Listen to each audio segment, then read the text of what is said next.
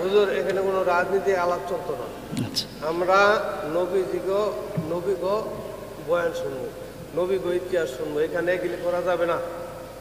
আপনি টেকেল দিবেন নিয়ে আসে একটা সমস্যা হইলে এগুলি করতে পারতাম না। আমরা দরকার নাই, আমাকে দরকার নাই তো ভাই। আমরা তো এই জন্য ওয়াজ দিই নাই, রাজনীতির ব্যাপার আলাপ চালানো চলতো না। আমরা এটা রাজনীতি করতে চাই না। আসসালামু আলাইকুম ওয়া রাহমাতুল্লাহি ওয়া বারাকাতুহু। আলহামদুলিল্লাহি নাহমাদুহু ওয়া নাস্তাঈনুহু ওয়া নাস্তাগফিরুহু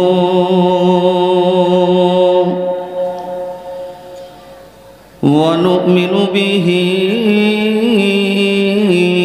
ওয়া নাতাওয়াক্কালু আলাইহি। আমার একটা ধারণা, আপনাদের আওয়াজ আরেকটু আছে, তবে দিবেন একটু পাশে।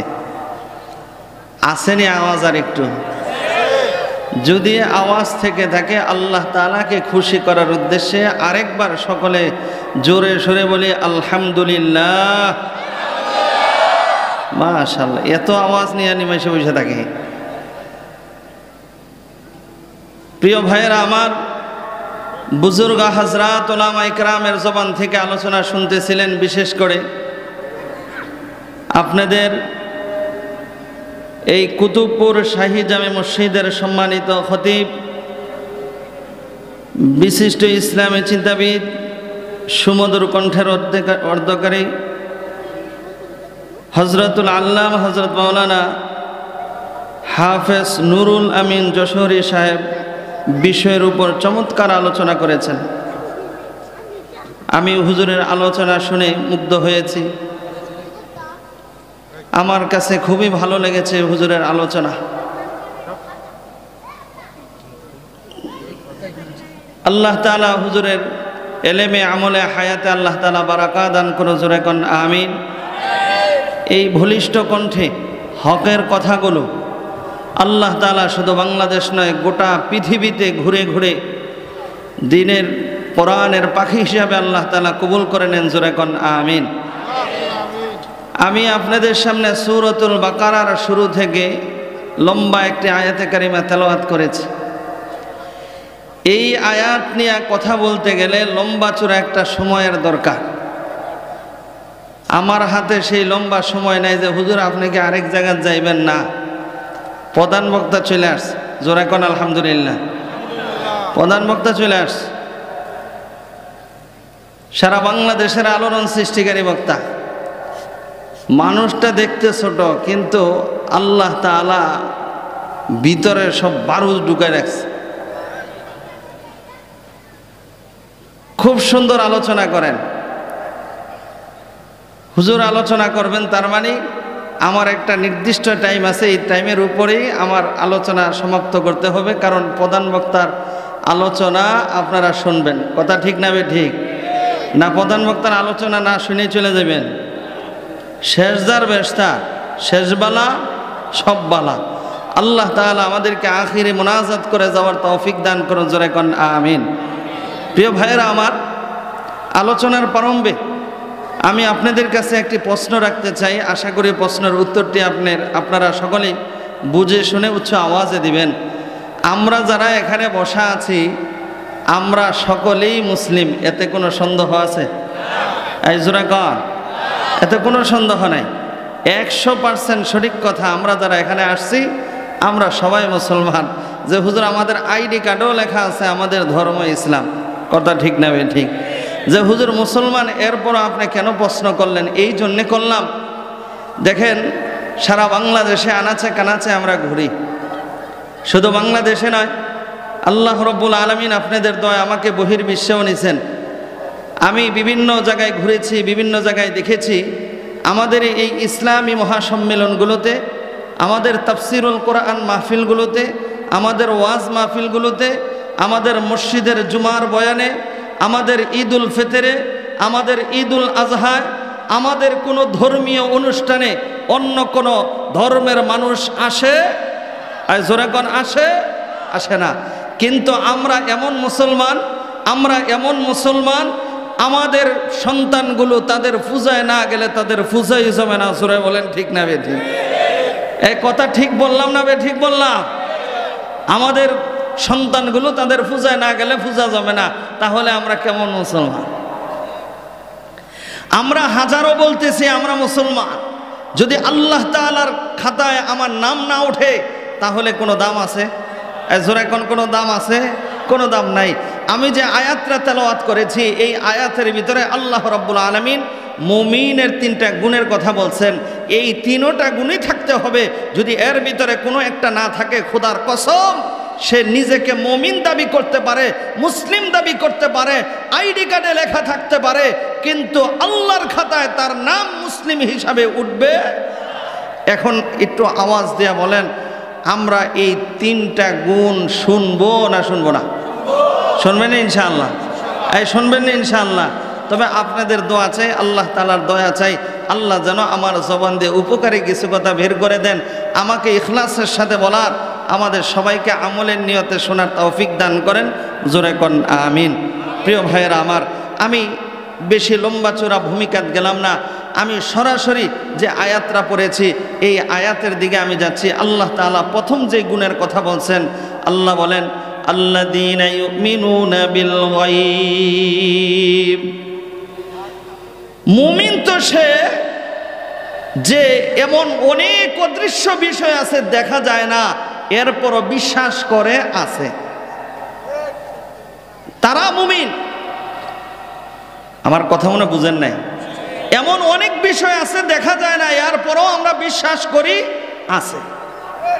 কিন্তু অন্য ধর্মের মানুষ যারা আছে তাদের থিওরি হলো যা দেখি না বিশ্বাস করি না। এই কথা তারা বলতে পারে, কিন্তু কোনো মুসলমান যদি বলে যা দেখি না বিশ্বাস করি না, খোদার কসম তার ঈমান থাকতে পারে না। আচ্ছা, এই কথাটা বুঝাবার জন্যে বর্তমান ইয়ং জেনারেশন যারা আছে তাদের কথা বাদ, তারা বুঝবে না। 80 দশকের, 70 দশকের, 90 দশকের যারা আছেন, মানে 40-50 বছর আগের যারা, আচ্ছা একটু আওয়াজ দিয়ে বলবেন, ওই সময় তৎকালীন সময় এখানেও থাকতে পারে 50 বছরের লোক কি এখানে নাই? 60 বছরের লোক নাই? তা আমরা আছি তো। ওই সময়ের মুসলমানের সন্তানগুলো ফজরের নামাজের পরে কোরআন বুকে নিয়া, আমপারা বুকে নিয়া, কায়দা বুকে নিয়া কিন্ডার গার্ডেনে গেছে, কেজিতে গেছে, আশা গেছে, ব্রাকে গেছে। কোথায় গেছে? জোরে বলেন, কোথায় গেছে?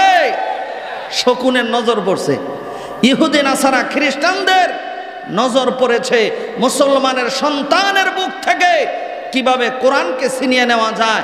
এই জন্যই তারা ষড়যন্ত্র করে মক্তবের পরিবর্তে এখন দেখা যায় তারা এমন বিভিন্ন প্রতিষ্ঠান খুলে বসছে। আমাদের মুসলমানের সন্তানগুলো কোরআন শিক্ষা বাদ দিয়া এখন তারা ওই শিক্ষায় চলে যাচ্ছে। কথা কোন ঠিক না ঠিক? আচ্ছা, এই কথা বলতে গেলে লম্বা চূড়া কথা বাদ দিলাম। আচ্ছা, ওই যে 80 দশকের 90 দশকের কথা বলছি, এখানে অনেক মুসল্লি এমনও পাওয়া যাবে যে হুজুর ওই যে 40-50 বছর আগে হুজুরে সাজ শিখাইছে, এটাই তো আমাদের ফুজি, হুজুর ওইটা দিয়েই আমরা এখন নামাজ পড়তেছি, আমরা চলতেছি। কথা কোন ঠিক না ঠিক? যে হুজুর অনেকের তো মাদ্রাসায় যাওয়ার সুযোগ হয় না।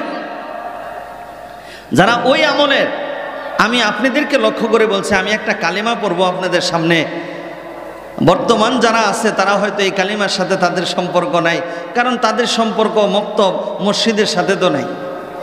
এই কালিমাটা আমি পড়বো, আপনারা আমার সাথে বলবেন আমানতু বিল্লাহ ওয়া মালাইকাতিহি ওয়া কুতুবিহি ওয়া রুসুলিহি ওয়াল ইয়াউমিল আখির ওয়াল কদরি খাইরিহি ওয়া শাররিহি মিনাল্লাহি তাআলা ওয়াল বাসি বাদাল মাউত। পড়ছেন এই কালিমাটা সবাই? আল্লাহ, যে হুজুর কালিমা পড়ছি মুখস্থ আছে, কিন্তু কালিমার ভিতরে কি আছে আমরা তো অর্থ জানি না। ভাইয়েরা আমার, বাংলা বুঝতে গেলে বাংলা ব্যাকরণ দরকার, ইংলিশ বুঝতে গেলে গ্রামার দরকার, আর আরবি বুঝতে গেলে নাহু সরফ দরকার। এই নাহু সরফ তো কলেজ ভার্সিটিতে শেখায় না মাদ্রাসায় শেখায়? মাদ্রাসায় যারা পড়ে নাই তারা তো এই আরবি সম্পর্কে তেমন ধারণা নাই। এখানে কি বলেছে ও ভাই আমার? এক নাম্বার আমরা বলেছি আমানতু বিল্লাহ। একটু আওয়াজ দিয়ে বলেন তো দেখি, আমরা ঈমান এনেছি কার উপর? আল্লাহর উপর আমরা ঈমান আনছি। কথা ঠিক নেই? এই জোরে কর। আচ্ছা, এবার আমার ভাই, আমি তো প্রথমেই বলেছি বাংলাদেশের আনাচে কানাচে বহির্বিশ্বে আল্লাহ আমারে নিছেন। আজ পর্যন্ত আমি কোনোদিন আল্লাহ তাআলাকে দেখি নাই। আপনারা দেখছেননি? জোরে কন। আল্লাহ তাআলারে কোনোদিন দেখছেননি? আল্লাহ তাআলাকে কি এই চর্মচক্ষু দ্বারা দেখা যাবে? ভাইরা আমার, আমরা তো সাধারণ মানুষ। আমাদের ডাইনে গুনাহ, বামে গুনাহ, সামনে গুনাহ, পিছনে গুনাহ, গুনাহ আর গুনাহ, গুনাহ আর গুনাহ। বনি ইসরাইলের জলিল কদর পয়গম্বর মুসা কালিমুল্লাহ, উনি এমন পয়গম্বর ছিলেন যিনি এই জমিনে থাইকা সরাসরি কোনো মাধ্যম ছাড়া আল্লাহর সাথে কথা বলতেন। সুবহানাল্লাহ। কোনো মাধ্যম নাই, সরাসরি মুসা আলাইহিস সালাম বলতেন, আল্লাহ শুনতেন, আবার আল্লাহ বলতেন, মুসা আলাইহিস সালাম শুনতেন। সুবহানাল্লাহ। ভাইরা আমার, আল্লাহর পয়গম্বর মুসা আলাইহিস সালাম